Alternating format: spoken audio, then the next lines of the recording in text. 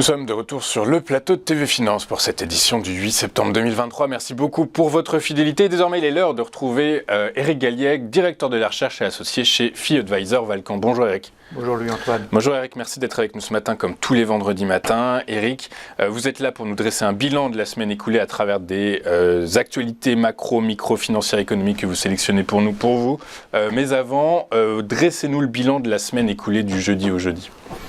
C'est une semaine légèrement baissière, donc on a continué de baisser un petit peu, il n'y a rien de dramatique puisqu'on a perdu un peu moins de 2% sur l'Europe et 1,5% à peu près sur le S&P 500, avec un euro qui continue de baisser puisqu'on a reperdu 1% donc cette semaine sur la parité euro-dollar. Oui, ok. Du coup, alors pour expliquer cette situation, ces mouvements-là, vous mettez en avant, dans un premier temps, la résurgence des craintes autour de la hausse des prix, notamment du fait de la hausse du pétrole qui devient inquiétante. Oui, et ben effectivement, depuis le début de l'été, on le voit bien sur le graphique, depuis la fin juin, on est passé de 73 $ le baril à 91, ça fait une hausse de l'ordre de 25%, c'est considérable.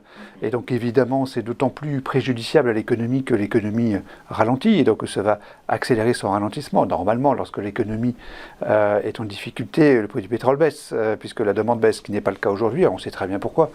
L'offre est donc contrainte par des réductions de production qui ont été décidées par l'OPEP et la Russie. Ceci explique pourquoi on a cette situation atypique et néfaste, c'est pour ça que notre note est négative, d'appréciation des prix du pétrole qui est en train de dépasser ce que nous appelons depuis longtemps sa zone de confort et qui donc est de nature à accélérer le ralentissement économique mondial. Ok, très clair. Donc on comprend effectivement la note de -1. On bascule sur les indicateurs d'activité avancée en zone euro qui restent en contraction et ce depuis, alors je crois, le 3e mois consécutif.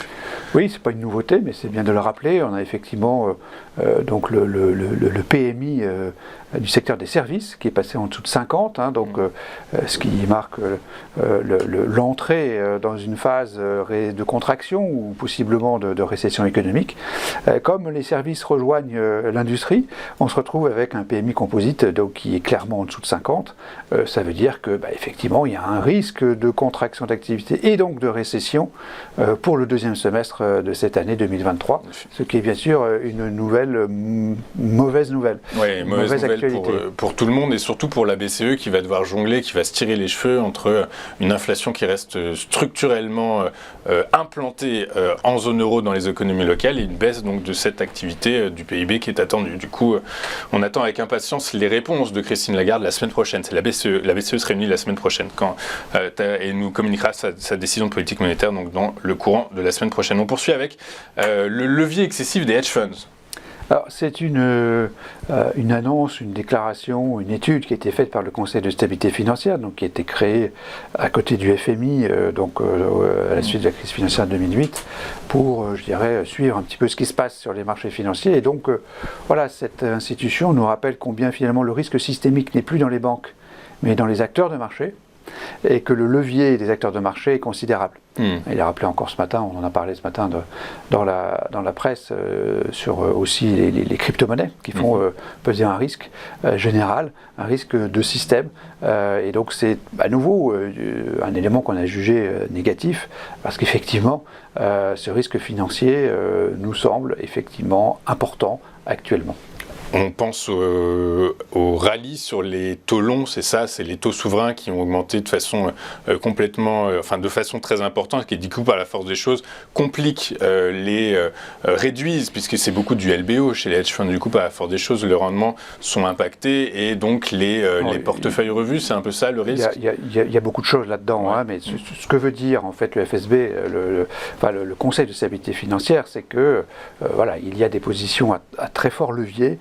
Et que le dénouement de ces leviers en cas de volatilité excessive peut créer un retour d'augmentation de volatilité et donc amplifier la volatilité des marchés. Okay. C'est ça qui est important. Alors après, les origines, elles sont multiples. J'en avais évoqué quelques-unes, mais il y en a beaucoup d'autres. Tout simplement des mouvements spéculatifs extrêmement importants qui se placent au niveau planétaire, d'une certaine façon. Donc c'est ce que dénonce en quelque sorte le FSB. Au niveau planétaire et principalement dans les économies avancées, celles qui posent problème actuellement. Ok, très clair. Merci Eric. On va finir par cette nouvelle. Alors la guerre commerciale se poursuit entre les États-Unis et la Chine, et cette fois-ci c'est la Chine qui a dégainé. Oui, donc c'est vrai que le Wall Street Journal a rapporté le fait que le gouvernement chinois a interdit à ses employés d'utiliser des iPhones, d'utiliser des téléphones étrangers. Donc évidemment, ça met clairement en lumière le risque.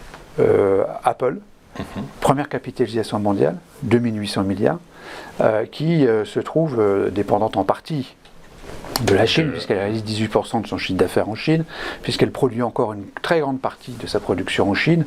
Donc effectivement, on se rend compte que le risque d'entreprise rejoint le risque politique et pourrait rejoindre le risque financier, parce que pour l'instant, boursièrement, le titre Apple a baissé un petit peu, mais rien de dramatique, mais une baisse significative et surtout des niveaux de volatilité inconnus pourrait susciter effectivement des problèmes dans la sphère financière, dans la mesure où effectivement, pour réévoquer ce risque systémique et ce risque financier de la news précédente, pourrait être catalysé par un crash sur Apple. Ce n'est pas le cas aujourd'hui, mais on comprend bien qu'au jour où la situation politique se dégraderait vraiment sérieusement et où Apple et les entreprises américaines seraient interdites de Chine, ça serait très très compliqué et effectivement ça pourrait causer un gros souci sur le marché. Très clair. De toute façon, alors ça s'explique de façon très explicite. Tokyo a fini en baisse ce matin de 1,16% et une des deux raisons principales, c'est effectivement cette guerre commerciale que se livre, l'interdiction donc de l'iPhone en Chine dans les entreprises publiques. Ok, très clair.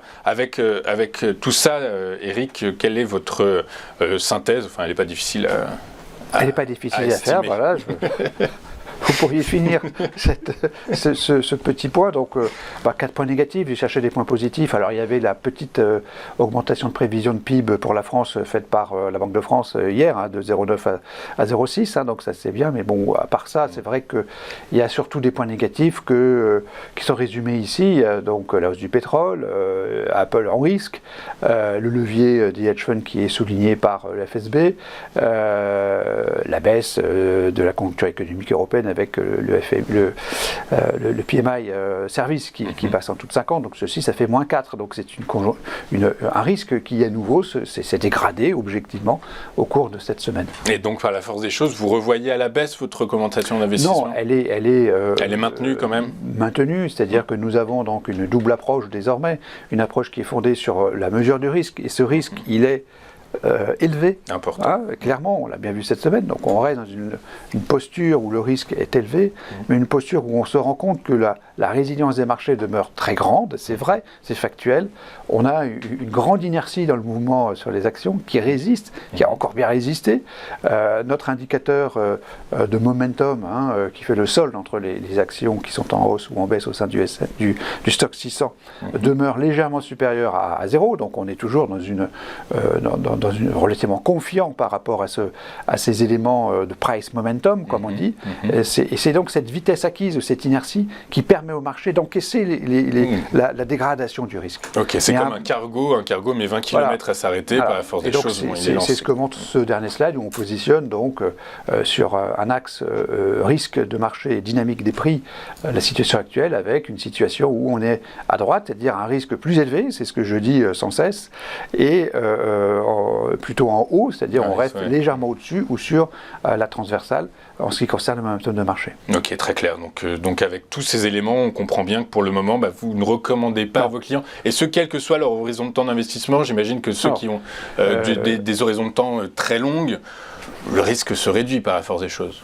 Ou non. La recommandation dépend profondément du niveau de risque et des passifs et des engagements qui sont pris par les investisseurs pour leur propre compte ou pour le compte de leurs propres clients lorsqu'ils sont asset managers. Donc c'est vrai qu'il y a tout un ensemble de recommandations qui dépendent de cette analyse, mais effectivement pour des investisseurs qui ont un niveau de risque bas, qui ne veulent pas prendre trop de risques, bas ou moyen, et on n'achète pas d'actions aujourd'hui. De toute façon, il y a d'autres classes d'actifs qui proposent des rendements plus importants et qui sont tout à fait nettement moins risqués. Merci beaucoup, Eric, d'avoir été avec nous ce matin sur le plateau de TV Finance. Vous êtes directeur de la recherche chez FI Advisor Valcan et également associé chez FI Advisor Valcan et avec nous tous les vendredis matin. Merci beaucoup, Eric. On marque une rapide courte page de publicité. On se retrouve juste après pour notre point bourse. À tout de suite.